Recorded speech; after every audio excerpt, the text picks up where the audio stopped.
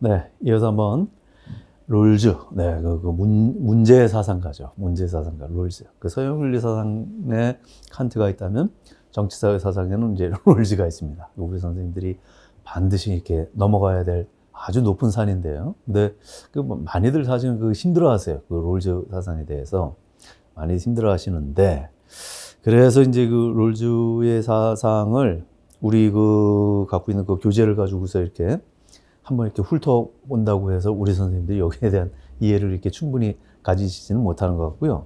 제가 미리 좀 잠깐 한번 그 롤즈 사상에 대해서 한번 개략적으로 한번 잠깐 한번 먼저 좀 설명을 한번 드려보고, 요 내용에 맞춰서 우리 교재 좀 촘촘하게 한번, 그 빈틈을 한번 채워가는 방식으로 해서, 선생님들이 한번 이해를 한번 도와드려 보도록 하겠습니다. 일단은, 왜 서양 정치사상에서 롤즈라는 인물이 이렇게 빼놓지 않고 임용시험에서 이렇게 등장하느냐면, 그만큼 이제 그 영향력이 높다는 거겠죠. 영향력이 높은데, 어떤 의미에서 이제 그 영향력이 높다라고 보느냐면, 보통은 말이죠. 보통은 서양에서 이제 근대 자유주의 사상이 이제 등장하잖아요. 자유주의 사상이 등장하는데, 이 자유주의의 그 핵심은 자유와 평등이라고 얘기하는 이런 가치였습니다. 그렇잖아요. 이제 봐요. 근데 물론 여기서 중요한 거는 평등 그 자체는 목적이 아니란 말씀드렸죠. 그 평등이라고 얘기한 건 모든 사람들의 그런 평등한 자유가, 보편적인 자유가 확보되기 위해서는 평등이라는 개념들이 이제 그 전제가 돼야 된다. 그런 의미에서 자유와 평등은 불가분의 관계에 있다. 이런 말씀을 드렸었는데, 근데 문제는 이 자유와 평등이라는 가치가 서로 간에 그러니까 굉장히 그 상관성이 높은 개념인데도 불구하고 이게 어디에 역점을 두느냐에 따라 가지고 크게 이렇게 나뉘어지게 된단 말이에요. 근데 소위 우리가 이제 그 자유주의라고 얘기하는 이상주의라고 얘기하는 입장하고 여기 그 사회주의라고 얘기하는 이런 입장들이 이제 갈리게 된단 말이에요. 그러니까 여기에서는 이제 자유라고 얘기하는 가치를 더 우선시하죠. 여기서는 이제 그 평등이라고 얘기하는 가치를 더 우선시하잖아요. 사회주의라고 얘기하는 것. 근데 이 두 입장의 절충적인 입장이 어떤 입장이냐면 이 여기 자유지상주의 같은 경우에는 그러니까 아주 그 시장 경제를 그러니까 아주 절대시하지 않습니까? 그런 의미에 있어서. 그러니까 이 시장에서 이루어지는 어떤 그 경쟁 이런 것들을 자연적인 그 현상으로 이렇게 이해를 하다 보니까 그런 자연적인 현상에서 발생하는 그런 어떤 경제적인 어떤 그 불평등 이런 것들은 이제 다 당연히 이제 인정해야만 되는 그런 사건으로 이해를 하고 그런 시장에서 이루어지는 그런 경쟁들이 활발하게 일어날 수 있도록 개개인들의 자유를 이제 보장해야 된다. 이런 입장이잖아요. 그런 게 자유지상주의 입장이라고 한다면 사회주의 같은 경우는 오히려 그러니까 반대되는 얘기를 한단 말이죠. 개개인의 이런 자유를 억압하게 되는 계기들이 어떤 것들이 있느냐. 소위 말해서 그게 사회적인 어떤 불평등 때문에, 사람들의 그러니까 사회적인 지위들이 이제 평등하지 못하게 되면 그 높은 지위에 있는 사람들은 더 자유롭고 그렇지 못한 지위에 있는 사람들은 덜 자유로운 그 자유의 어떤 그런 균형들이 깨져버리는 문제가 이렇게 있는 거 아니겠어요?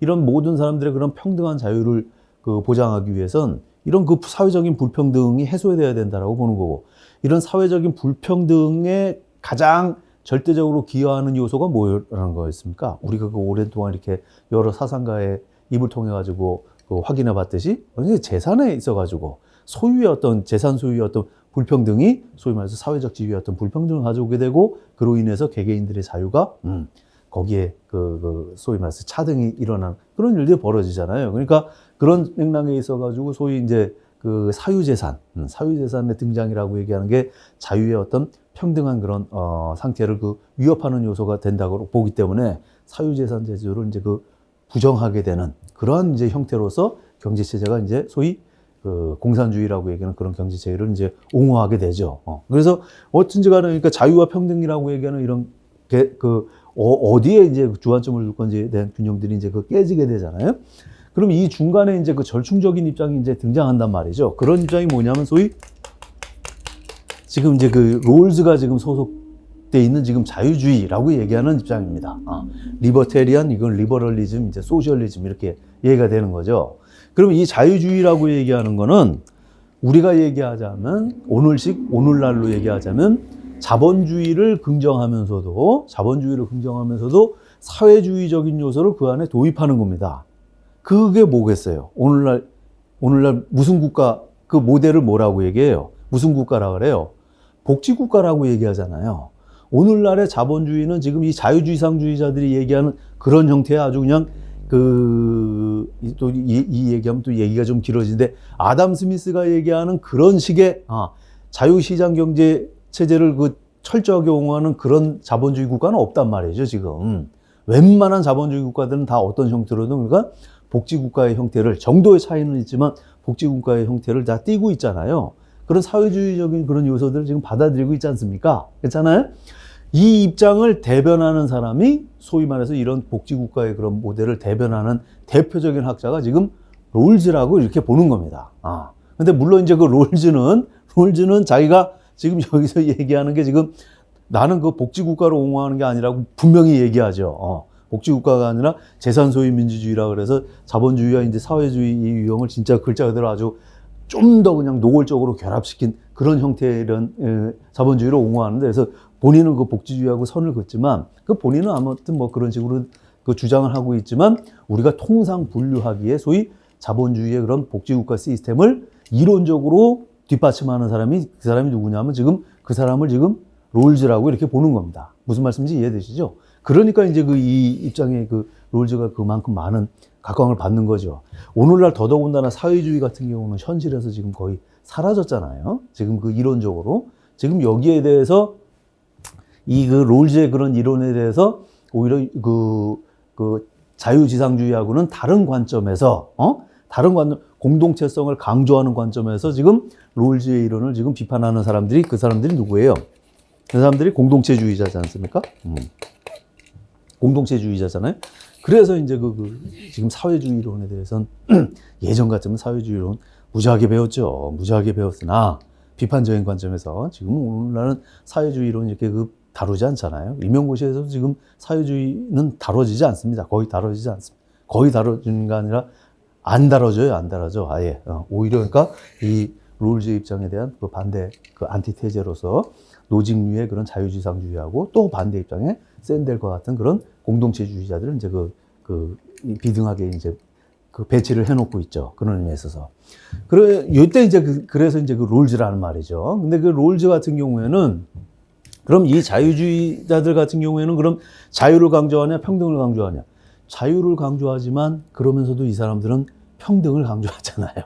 이해되죠? 그래서 자유주의적 평등이라는 책이 등장하는 겁니다. 롤즈 그 정의론과 관련해서.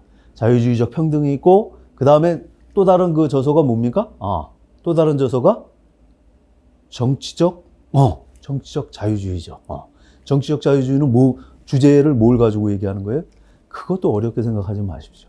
롤즈식의 소위 그 법적인 제재에서 도덕적인 혹은 종교적 뿐만 아니라 도덕적인 어떤 내용들이 빠져야 된다라고 얘기하는 그 글자들 아주 정통적인 그런 자유주의자의 입장인 거죠. 밀하고는 다른 관점에서 그런 얘기를 이제 피력하고 있는 게 소위 정치적 자유주의라고 얘기하는 그런 저서고 정의론이라고 얘기하는 부제가 뭐가 됩니까? 정치적 평등이잖아요. 자유주의적 평등이잖아요. 여기서 얘기하는 거는 그래서 자유주의자들도 지금 평등을 강조한다는 겁니다. 존중한다는 겁니다. 두 가지를 이제 좋아한다는 거겠죠? 그럼 어떤 식으로 평등을 좋아한다는 거예요? 이 평등을 좋아하는 것이 간단히 얘기하면은 이 자유주의자들이 얘기하는 평등은 우리가 보통 그렇게 얘기하죠. 결과의 평등이냐 아니면 기회의 평등이냐 이런 얘기 많이 하죠. 출발선을 평등하게 놓을 거냐 아니면 꼬린 지점에서 그 결과를 다 균등하게 이렇게 조율할 거냐 이런 얘기 많이 하잖아요. 그렇잖아요? 지금 사회주의 같은 경우에는 그런 의미에 있어서 결과의 평등 쪽에 이제 관심을 보인다면 자유를 강조하고 있는 자유주의자 입장에서의 평등이라고 얘기하는 건 출발선상의 평등. 그렇죠? 그걸 소위 말해서 뭐라 그러는 거예요? 기회의 평등. 이렇게 얘기하는 거죠. 이 사람들도 평등을 얘기하는데 그 자유주의자가 강조하는 그런 평등은 쉽게 얘기하면 기회의 평등을 얘기하는 겁니다. 기회의 평등을 얘기하는. 이 기회의 평등이라고 얘기하는 건 그럼 어떤 식으로 그럼 마련할 수가 있느냐? 이 기회의 평등이라는 게 이 기회의 평등을 그러면 출발선상이 지금 공정하지 평등하지 않은 경우가 있다라는 거 아니에요. 이거를 그러니까 평등하게 맞춰야 된다는 얘기니까. 그럼 이 출발선상이 평등하지 않다라는 게 평등하지 않게 만드는 요인들이 있을 거 아니겠어요? 그 요인들이 뭐가 되겠어요? 그게 그 요인들이 우리 선생님들이 많이 요런 용어로 많이 외웠을 겁니다. 뭐 사회적 우연, 자연적 우연, 사회적 자연적 운 이렇게 되는 겁니다. 아니 누구나 서울대학 가면은 자기 인생의 비전이 확실히 좋아진다는 거 알지. 누구나 서울대학 그래서 가기 위해 가지고 가고 싶어 하지. 근데 문제는 뭐가 되는 거예요? 서울대학 고등학교 애들 열심히 공부해 가지고 너희들은 다 서울대학 못 보내주니 너희들 중에서 뭐가 기회만 출발선만 공정하게 하겠다. 여기서 준비 땅 달려봐봐. 그래서 뭐가 가장 먼저 도착한 사람 하겠다. 이렇게 된 건데 출발선상이 이게 똑같지 않고 이게 들쭉날쭉 한다는 거 아니에요. 그 들쭉날쭉 하다는 게 대표적인 게 어떤 거겠어요? 아니 똑같은 머리를 가지고 태어났는데 누구는 지금 태어난 데가 지금 강남 청담동에서 태어난 거야. 부모님도 지금 대학교 교수님이에요. 지금 거기에서 태어난 애가 있고 또 어떤 친구는 저기 산골에서 지금 태어나가지고 똑같은 머리를 가지고 있는데 읍내 한번 나가려면 그 버스가 지금 한 시간에 한 대씩 오는 그런 외지에서 부모님도 지금 하시는 일이 지금 농사일 하시고, 응? 주변에 지금 대학 나온 그 삼촌들 아무도 안 계시.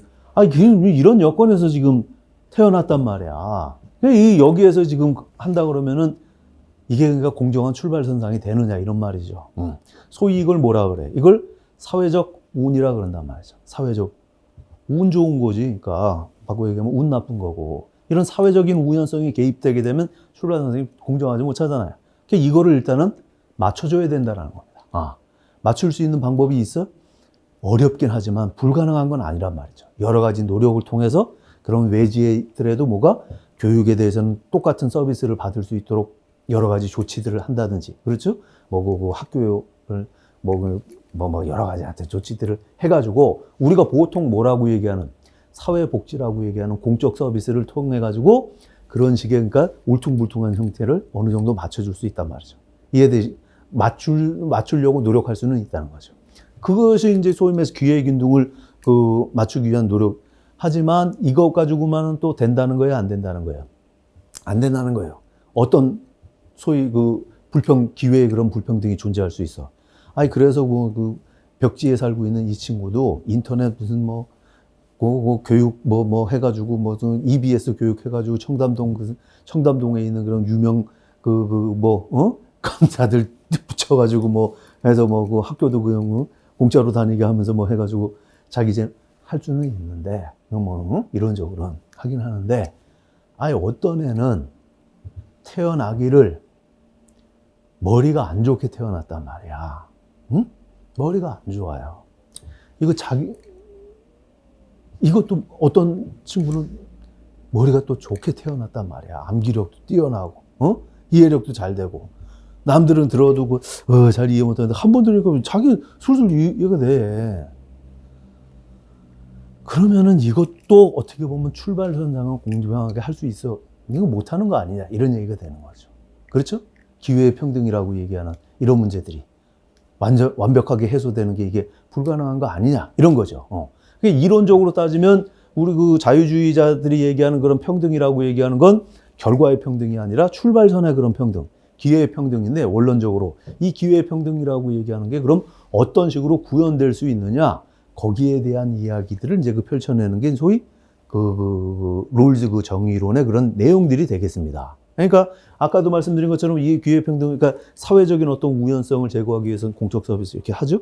하지만 그럼에도 불구하고 개인이 가지고 천부적으로 태어나는 그런 머리 좋고 안 좋고 이런 이건 이게 자연적인 운이라 그러죠. 이 자연적인 우연에 의해 가지고 이루어지는 그런 기회의 불평등. 이거는 어떤 식으로 메꿀 수 있느냐?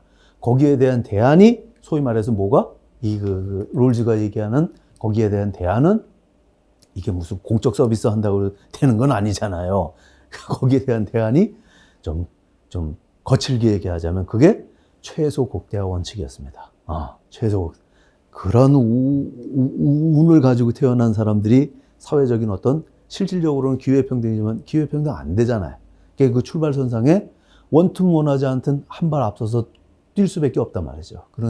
그렇게 해가지고 이루어진다고 하더라도, 그리고 더 많은 성공을 이루어내겠지. 근데 그 성공의 결실을 다 지 노력인 것처럼 이렇게 하면 그건 날강도다 이런 거죠. 그거는 페어하지 않다, 공정하지 않다. 그래서 그런 식으로 이루어지는 성취를 어떻게 해야 된다는 거예요? 그런 그 운을 타고나지 못한 사람들의 그런 어떤 결함들을, 불리함을 보완하는 식으로 써야 된다. 이런 얘기가 되는 거죠. 소위 그게 좀 아주 그냥 극단적으로 얘기하면 그게 소위 최소 국대화 원칙이라고 얘기하는 거였습니다. 근데 이 내용들이 오늘날 우리가 보기에는, 결국 뭐, 능력 있는 사람들, 성공한 사람들한테 뭐가, 이 사람들, 성취를 소위 국가가, 재분배하는 형태로 해가지고 다시 이렇게 빈자리를 메워주는, 오늘 얘기하는 이 복지 시스템하고 이제 가까운 얘기를 이렇게 하는 거죠. 다시 한번 얘기하지만, 롤즈 같은 경우는, 물론 복지사회라고 얘기하는 그런 개념하고 자기 입장을 확실하게 구분하긴 합니다만, 아무튼지 간에 다른 사람들 입장에서 이런 자본주의적인 그런 복지제도에 대해서 이제 나름대로 설득력 있는 얘기를 하는데, 중요한 건 이거죠, 이건. 왜 롤즈냐면, 이 복지 문제를 얘기하면서, 재분배 정책을 얘기하면서 이 문제를 이 사람들도 복지 얘기합니다. 이 사람들은 잘난 놈이 그냥 혼자 잘날고 못난 놈은 그냥 못난 대로 내팽개치자 이런 얘기 하나? 아니지. 여기서도 복지 문제를 얘기를 하죠. 근데 이 복지 문제를 이 자유지상주의자들은 어떤 개념으로 이해를 하느냐면은 부정적으로 복지 문제를 바라봤을 땐 이거 강도질이라고 보는 거예요. 내가 노동해가지고 번 돈을 가지고서 내 동의도 없이 그 돈을 그냥 세금 형태로 해가지고 띄어가? 그 얘기는 뭐가 되는 거예요? 내가 이 노동가치설이라는 거 있잖아요. 내 돈 벌기 위해서는 내가 노동이 투여된 건데 내가 동의하지 않는 그런 세금을 띄어가는 건 내가 원치 않는 노동을 강요하는 거다. 강제 노동이다. 이렇게 얘기하지. 복지에 대해서 부정적 관점으로 봤을 때 이게 자유를 침해하는 그런 강제 노역이다. 이런 얘기를 한단 말이야. 근데 여기에 대해서도 그렇게 잔인한 얘기는 또 안 합니다. 복지? 그럼에도 불구하고 국가가 그러니까 억지로 뜯어가지 말고 복지 필요하다. 할 수도 있다. 근데 하는 게 뭐가 되는 거예요? 전제 조건이 국가가 나한테 물어보지도 않고 강제로 뜯어가는 거 말고 내가 자발적으로 내가 알아서 복지대전이나 무슨 요즘에 많잖아요. 맨날 TV만 틀면 전화해 주세요. 애들 불쌍합니다. 여기 전화 한 통에 10,000원, 20,000원 내가 알아가지고 내가 내 능력에서 맞게끔 불쌍한 사람 이렇게 그런 방식으로 이루어지. 그래야지 개인의 자유도 침해하지 않고. 그래서 이 사람들은 복지라고 얘기하는 개념을 일종의 자선이라고 이렇게 봤던 거예요. 자선이라고. 복지는 뭐냐? 이렇게 사실은 대부분의 사람들이 복지라는 개념을 이런 개념으로 이해를 하고 있었어. 결국은 부자의 주머니를 어느 정도 주머니에서 손 좀 벌려가지고요. 아니면 주머니를 털어서 가난한 사람들의 주머니를 이렇게 메꿔주는. 좋게 얘기하면 이 부자들의 그런 자선. 이해되시죠? 그러다 보니까 무슨 얘기가 사람들 마음속에 머릿속에 이렇게 자연스럽게 잡히면 우리만 해도 그랬습니다. 우리만 해도. 복지는 선진국이나 하는 거. 이렇게 생각한 거예요. 복지는 뭐가? 그래도 주머니를 열 수 있는 그런 능력 있는 사람들이 그래도 많은 사회에서나 복지라는 걸 하는 거지. 주머니 열 수 있는 그런 능력이 없는데 소위 말해서 뭐가? 선진국도 아닌 나라들이 복지를 한다고? 그거는 돈 줄 능력도 없는데 무슨 말씀인지 이해되시겠죠? 이런 개념으로 복지 문제를 생각을 해왔었단 말이에요. 대부분 나라들이. 아담 스미스도 복지는 이런 개념으로 이제 생각한단 말이야. 그런데 롤즈라는 사람이 여기에 대해서 그건 획기적인 인식의 전환을 가져온 게 복지의 문제를 자선의 문제가 아니라 무슨 문제로? 정의의 문제로 해석을 한 거예요. 이게 소위 자본주의 국가에서 시행하는 복지의 문제를 정의라는 개념으로 설명했단 말이죠. 정의라고 얘기하는 건 뭡니까? 이거는 뭐예요? 쉽게 얘기하면 정의, 정의로운 사회 만들어야지, 당연히. 근데 이 정의로운 사회라고 얘기하는 건 부자 나라에서만 정의로운 사회 말돼 안 돼요. 선진국만 정의로울 필요 있고 후진국은 선진국 될 때까지는 부정의해도 된다? 말돼 안 돼. 그런 건 말이 안 되는 거죠. 정의라고 얘기하는 건 그 어떤 형식이, 어떤 그 형편이 됐든 반드시 구현해야 되는 어떤 사회적 가치로 이렇게 인정되는 거잖아요. 그렇잖아요. 근데 이 소위 복지라고 얘기하는 이런 제도가, 사회 제도가 롤즈가 보기엔 정의의 여건이라고, 정의의 조건이라고 보는 겁니다. 이건 정의의 문제인 것이지 능력의 문제, 그것과 관련된 자선의 문제, 이런 개념이 아니라고 얘기해요. 그래서 많은 사람들이 이제 그 롤즈의 이런 이론들에 대해서 많은 이제 경청을 이제 하게 되는 거죠. 무슨 말씀인지 이해되시죠? 네, 그런 맥락에서 이제 한번 살펴보시면 좋을 것 같습니다. 그러면 어떤 근거를 가지고서 도대체 이렇게 이런 그 재분배 정책이 이렇게 정의라고 이렇게 얘기를 하는지, 거기에 대한 내용들을 한번 이제 그 차근차근 한번 살펴보도록 하지요. 살펴보도록 할 텐데,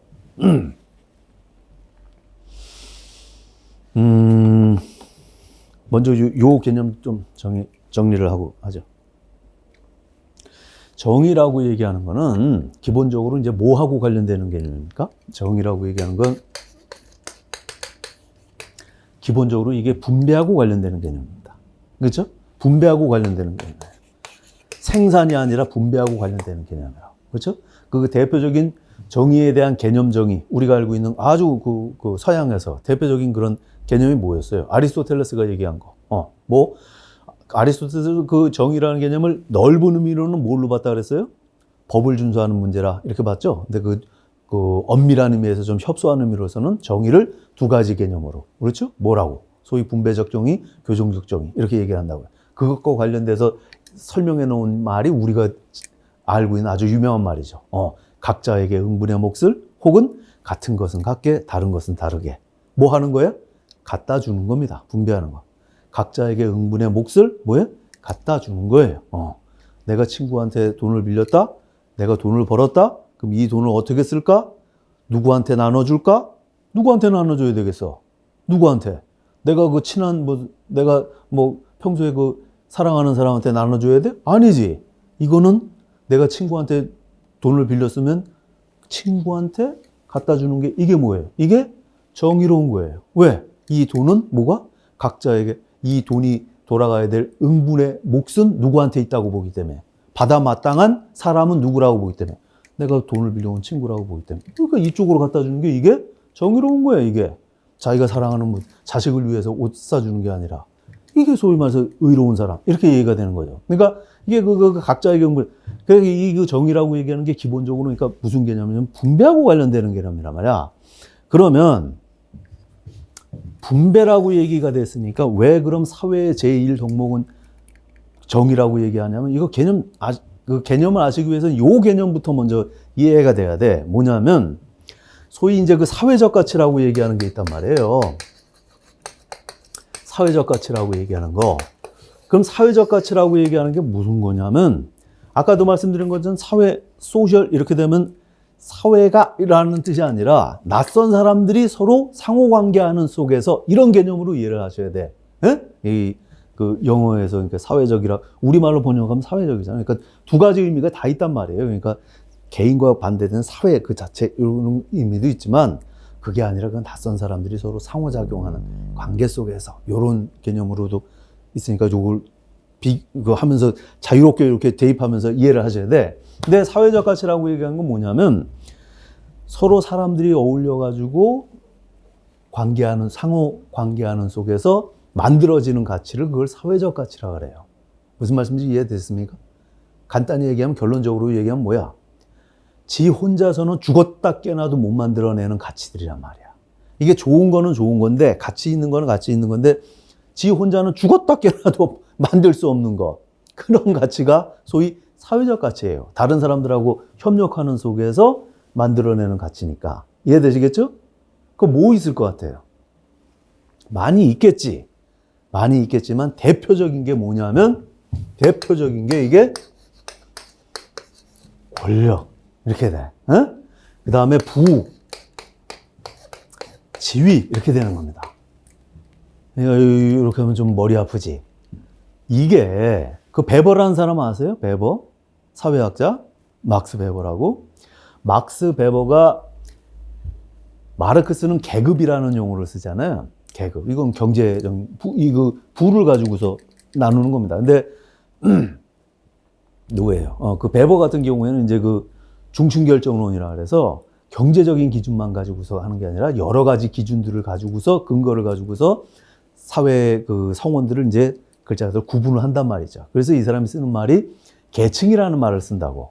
근데 사회를 그 계층으로 구분할 때 드는 기준이 뭐냐면 이게 세 가지예요. 이게 부뿐만 아니라 권력과 지위다. 이렇게 되는 거예요. 근데 봐요. 권력이라고 얘기하는 건 뭘 가지고 권력이라 그러냐면 권력이란 말 많이 쓰잖아요. 이거 정치 사상이니까 당연히 이제 그 권력이라고 얘기하는 개념 분명하게 아셔야지.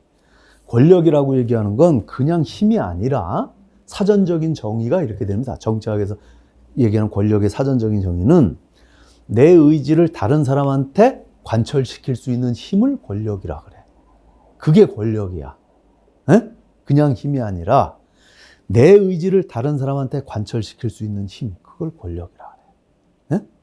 그러니까 교실에서는 우리 선생님들이 나중에 그 현장 가셔가지고 아이들하고 같은 교실에 있을 거 아니에요. 그럼 그 교실에서는 학생들이고 선생님이 있을 텐데 이 가운데서 최고의 권력자가 누구겠어? 그건 당연히 반장이냐? 선생님이에요. 왜? 그 시간을 수업하는 그 시간 동안에 애들도 하고 싶은 거 많겠지. 자기 뜻이. 나 이 시간에 수업 40분 수업인데 30분만 일찍 끝냈으면 좋겠다. 아니면 뭐가? 아니, 나 이번 시간에 윤리 시간인데 윤리 중에서도 난 누구 배웠으면 좋겠다. 자기도 하고 싶은 의지가 있겠지. 하지만 그 시간에 뭘 공부할 건지, 언제 끝낼 건지, 누구의 의지가 거기에 동의하지 않는 다른 사람들한테 다 관철이 됩니까? 선생님일 거 아니에요. 선생님이 제일 권력자인 거야. 그렇잖아요? 당연히 그 정치적인 차원에서 누가 최고의 권력자입니까? 대통령이야? 저예요. 나도 대한민국 사회에 어떤 식으로 좀 바뀌었으면 좋겠어. 내 뜻이 관철됩니까? 아니면 대통령이 사람 뜻이 나하고 동의하지 않더라도 나한테 관철됩니까? 그러니까 권력은 다른 거지. 맞잖아요? 그러니까 이것도 기본 전제 조건이 있는 거예요. 나 혼자 무인도에서 살면서 내가 권력자다 이렇게 얘기할 수 있네?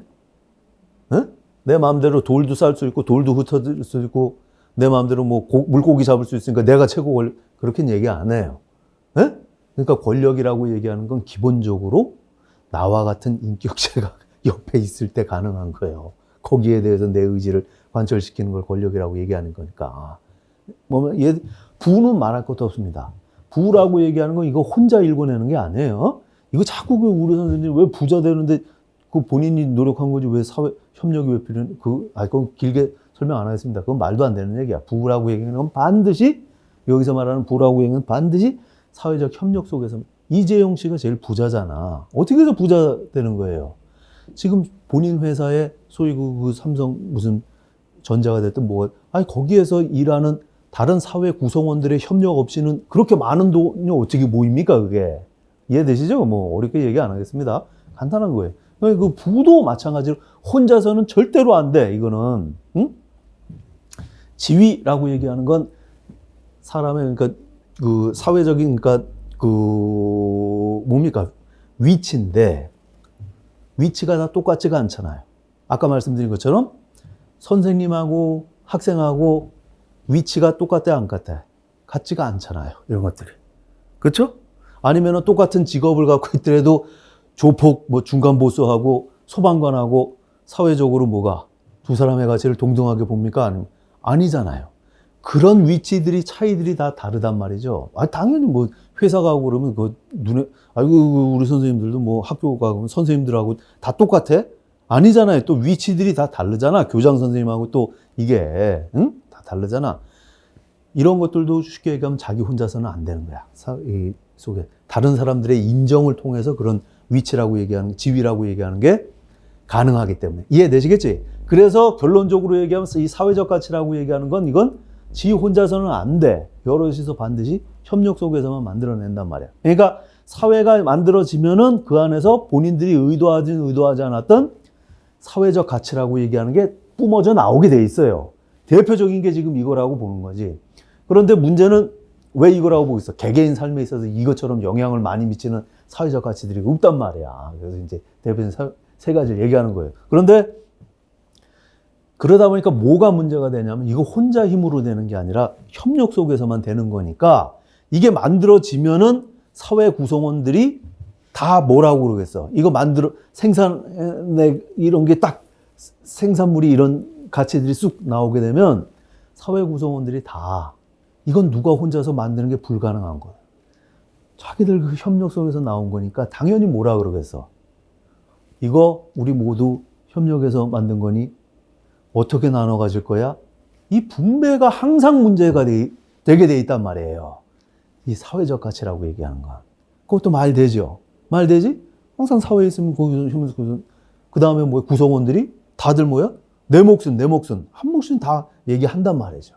그래서 항상 뭐가 문제가 되냐면 분배가 문제가 된단 말이에요. 근데 문제는 뭐가 되냐면 이 분배하는 그런 기준이 사회 구성원들이 봤을 때 이 기준이 분배하는 데 있어가지고 그 기준이 이건 말 된다. 그러면 별 문제가 없어요. 근데 분배하는 기준이 뭐 이따구로 그 분배해? 여기에 대해서 불만 있잖아. 그럼 뭐가 돼요? 갈등이 일어나겠지. 갈등 깊어지면 어떻게 돼? 사회 쪼개지는 거예요, 그게. 해산되는 거예요, 해산돼. 이거에. 파토 난다고, 파토.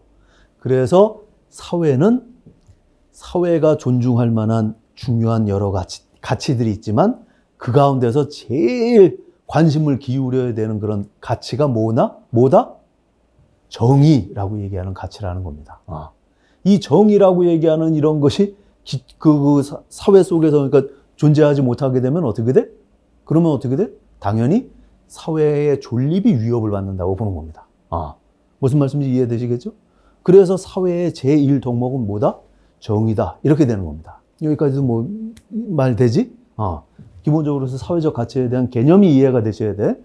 그래서 정의라는 문제가 왜 제일 중요한 문제로 나오고 그래서 여기서부터 이제 문제가 돼요. 그럼 어떤 식으로 나눠가는 게 그럼 가장 정의로운 방식이냐? 이런 거죠. 어떤 식으로 나눠가는 게 그럼 가장 도덕적으로 인정될 만한 분배 방식이냐? 이런 거지. 그렇죠? 어떤 식으로 나눠가는 거야? 분배 방식이 여러 가지 뭐 천차만별 뭐 있을 수가 있겠지. 뭐 좀 극단적으로 얘기하면 무슨 공산주의자. 야, 그런 거 없이 그냥 다 똑같이 그냥 일률적으로 다 똑같이 나눠갔자. 뭐 얘기하는 사람들도 있을 테고. 또 어떤 사람은 야, 기여한 만큼 뭐 하도록 하자.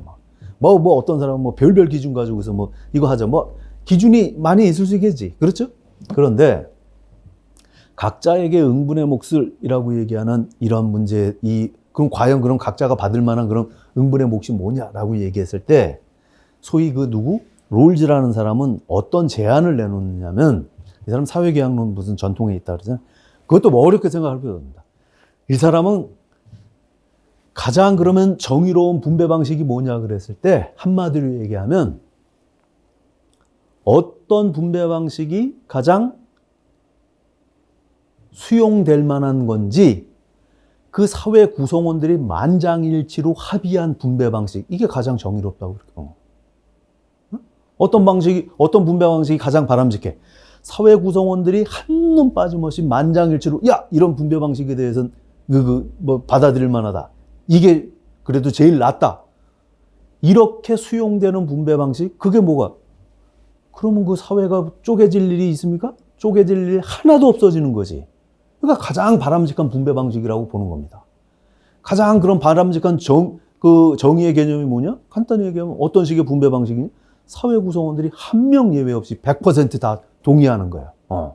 그럼 어떤 식으로 분배하길래 그렇게 100% 동의하게 돼? 그 분배하는 그 특성을 뭐라고 얘기하냐면, 특성을 뭐라고 얘기했느냐면, 그걸 영어로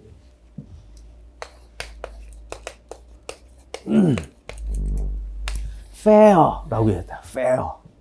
우리말로는 이거 공정 이렇게 얘기하잖아요. 공정. 공정한 거야, 공정. 공정하다는 게 무슨 뜻이야? 우리 fair play 이렇게 얘기하잖아요. 심판이 지금 싸움 붙고 있는 애 중에서 어느 한 편을 특별히 편들어? 안 들어? 안 드는 거야, 안 드는 거. 이 공정하다고 얘기하는 건 이 구성원들 그 누구들도 뭐야? 그 구성원들 가운데 어떤 한 개인이나 어떤 집단에 특별하게 뭐가 편을 들어주지 않는 방식이라는 거예요.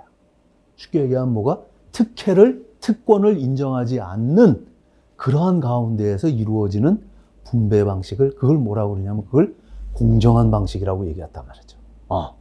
그런 식으로 이루어지는 분배에 대해서 모든 사람들이 다 그 누구의 편도 들어주지 않으니까 누구 편도 들어주지 않으면 똑같이 평등하게 대우하는 거니까 그런 의미에서 뭐가 이런 식의 분배가 가장 이상적인 바람직한 분배 방식, 정의의 기준이라고 이렇게 얘기하는 겁니다.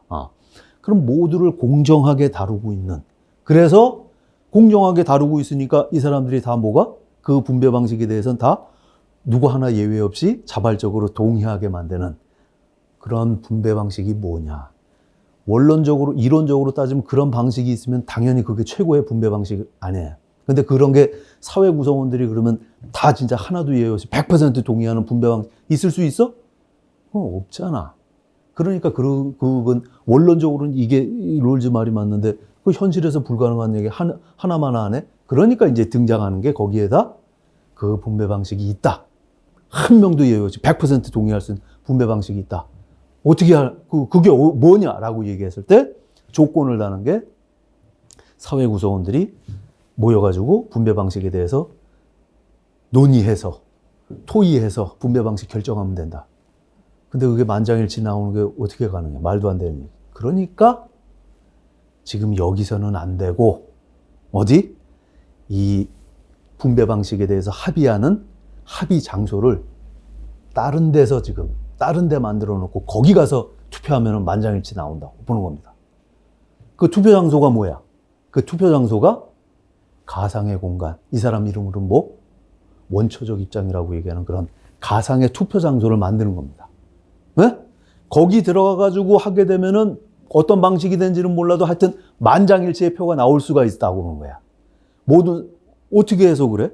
그 전제 조건이 뭐가 되냐면 잘 아시다시피 이게 이 가상의 투표장인 원초적 입장이라고 얘기하는 이 투표장소는 특징이 있어. 들어갈 때 출입구에서 거기 한 장씩 걸려 있어. 뭐가? 베일이. 아니, 요즘에 그 베일이 뭔지 아시죠? 이렇게. 이슬람 여성들이 이렇게 차도를 하거나요? 뭐라고 이렇게 얼굴 가리면서 이렇게 쓰는 거. 아시나요? 이렇게. 이거 쓰는데 이게 앞이 하나도 안 보여? 아니지. 어느 정도는 보이죠. 이렇게 선명하게 안 보일 뿐이지. 완전히 이거 쓰게 되면 완전히 깜깜해지는 게 아닙니다. 그냥 어느 정도만 중요한 윤곽들만 이렇게 보이고 다른 것들은 안 보여지는 소위 그거 이제 무지의 베일이라고 그러죠. 그걸 뒤집어 쓰는 거예요. 그걸 뒤집어 쓰게 되면 우리 선생님들도 어느 정도 아시죠? 내가 여기 이 투표장에 오기 전에 내가 뭐 하던 사람인지 내가 그런 것들을 다 잃어버린 거예요. 내가 대학 교수였는지, 아니면 내가 무슨 초등학교만 나왔는지, 내가 뭐 농촌에 사는지, 뭐 그런 것, 구체적인 자기 여건에 대해서 싹 다 잃어버리고, 그냥 나는 그래도 여기 온 이상 분배 방식 논의하러 왔는데, 어떤 분배 방식에 대해서 합의할 거야. 난 다른 사람한테 희생할 마음 하나도 없어. 최대한 내 이익 확보하는 식으로 분배 방식. 요 정신만 가지고서 지금 딱 모여가지고 분배 방식 한다는 겁니다. 이해되셨습니까? 이해되시죠? 그게 이제 그 원초적 무죄의 배임. 원초적 입장이 영어로는 뭐라고 그러냐면,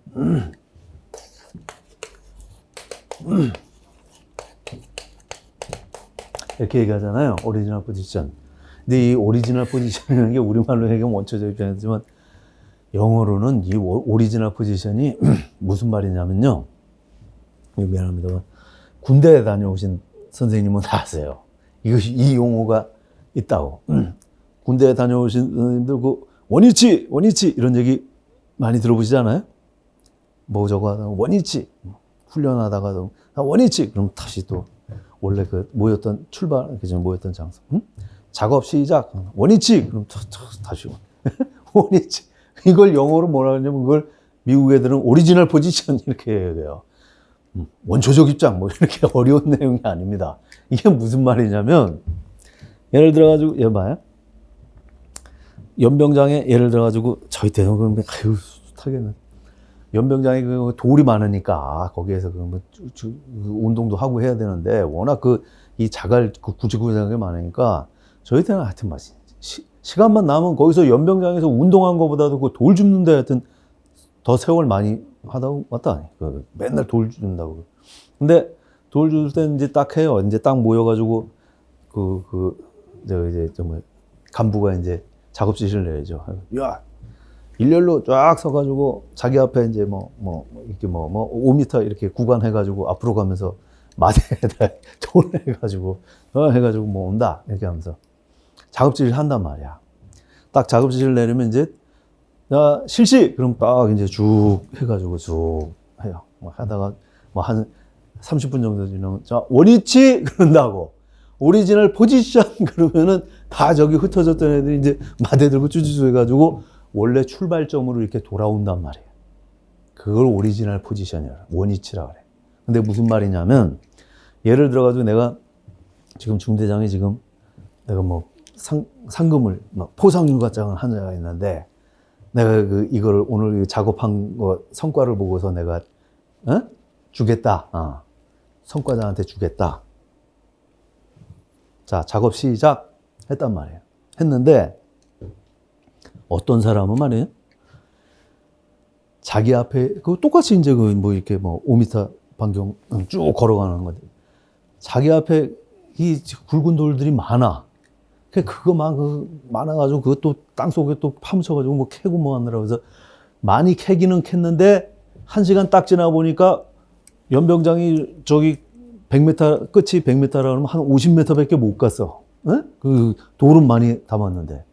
근데 어떤 사람은 자기가 놓여 있는 이 길에 우연히 또 그렇게 돌이 그렇게 많지를 않아요. 어? 그렇게 그 굵은 돌들이 많지 않아가지고 그냥 뭐 이렇게 줍다 보니까 또 저 끝에 가 있어. 1시간 딱 되니까 거의 연병장 끝까지 이제 이 사람은 가 있는 거야. 이쪽은 돌이 많아가지고. 근데 돌 양은 뭐야? 이 사람은 뭐 적고. 근데 멀리는 가 있고. 여긴. 그러면 이 상황에서 얘는 돌은 많은데 지금 뭐 길이는 지금 짧고 뭐 이러면 이 상황에서 그 상황에서 중대장이 야, 여기 포상휴가 한 장 있는데 이거 성과 높은 사람을 주려고 그래. 누굴 줬으면 좋겠니? 그 기준을 한번 얘기해봐라. 그러면 얘네가 무슨 얘기를 하겠어요? 돈 많이 갖고 있는 애는 제일 멀리 간 애는 뭐가? 그래도 우리 작업장이 여기까지 주어졌으니까 제일 많이 제일 끝까지 간 사람 길이로 면적으로 줘야 됩니다. 이렇게 얘기하겠지. 이거 많이 주순 애는 뭐가 되겠어? 그거 돌 양을 가지고 얘기해야 됩니다. 이렇게 되겠지, 당연히. 자기 구체적인 입장이 있는 상태에서는 둘이 합의가 되는 게 가능합니까? 불가능합니까? 완전 불가능하죠. 여기에서 둘이 합의한다는 건 불가능하잖아. 그러니까 여기에 대한 이거 포상휴가 줘야 되는데 이 기준 뭘로 세울까?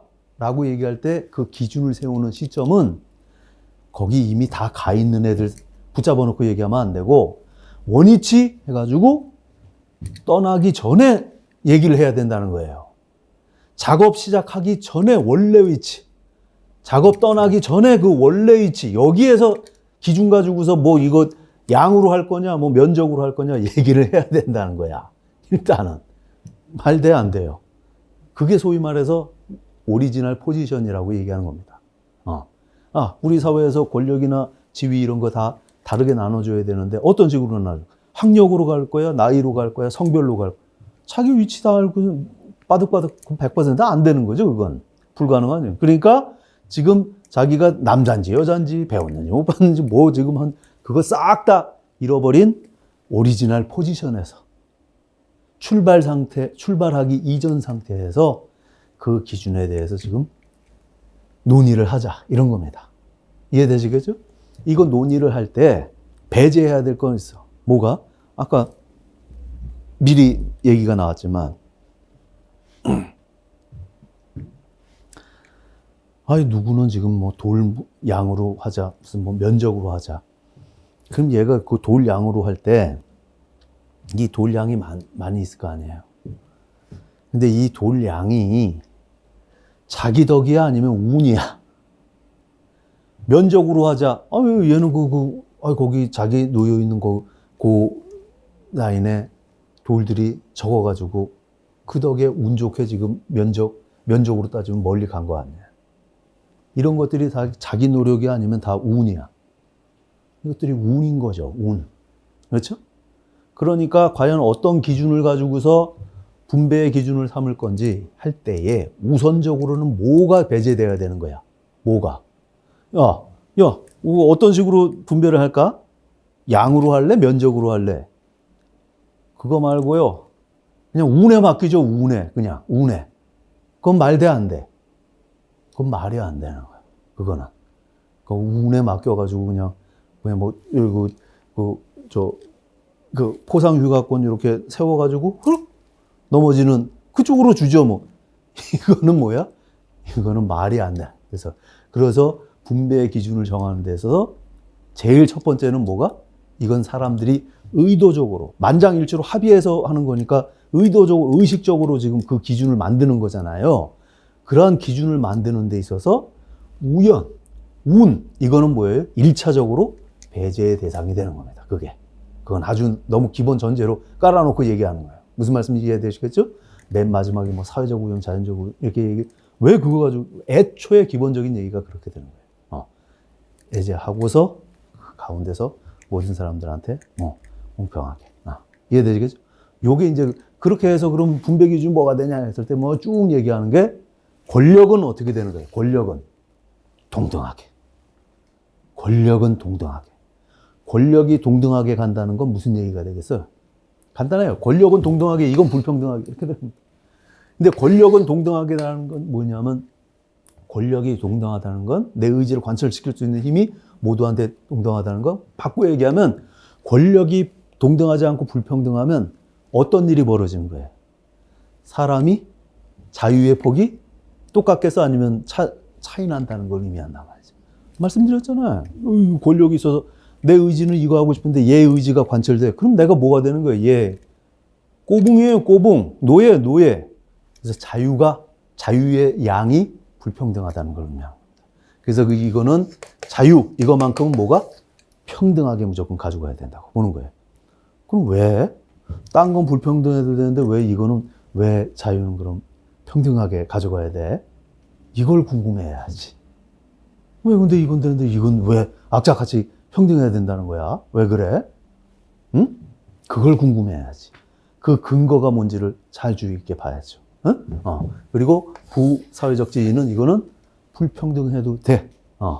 이거는 그렇게 죽기 아니면 살기로 꼭 평등해야 될 이유가 없어. 왜? 이상한데 왜 불평등 기운이 여기 있다 그러는데 적어도 롤즈에 의하면 이것만 자유롭게 그 자유가 평등하게 확보된다 그러면 요거는 불평등해도 상관없어. 이건 어디까지나 이렇게 궁금해하시니까 미리 말씀. 인간 존엄성에 있어서는 이거는 직접적인 그렇게 연관성이 없다. 이거는 직접적으로 연관되기 때문에. 그래서 불평등하게 되는데 단 조건이 있다고 보는 거죠. 단 조건. 그게 잘 아시는 것처럼 기회가 균등해야 되고 최소 수혜자의 혜택이 최대로 극대화시키는 그런 조건이어야 된다. 이 두 가지 조건이 무지의 베일을 뒤집어 쓴 사람들한테서 만장일치의 그런 그 분배 기준으로서 이제 그 채택되리라고 이렇게 보는 거죠. 그 내용들이 이제 정의의 제1원칙, 정의의 제2, 2-1, 2-2 이렇게 그런 원칙으로 이제 설명이 이렇게 되는 겁니다. 어느 정도 이해되시죠? 그래서 크게 보면 이런 시나리오입니다. 이런 시나리오 가지고서 이제 얘기들을 이제 진행하는 거니까 잠깐 좀 쉬었다가 요 내용 염두에 두시고서 한번 우리 교재 같이 한번 살펴보도록 하겠습니다.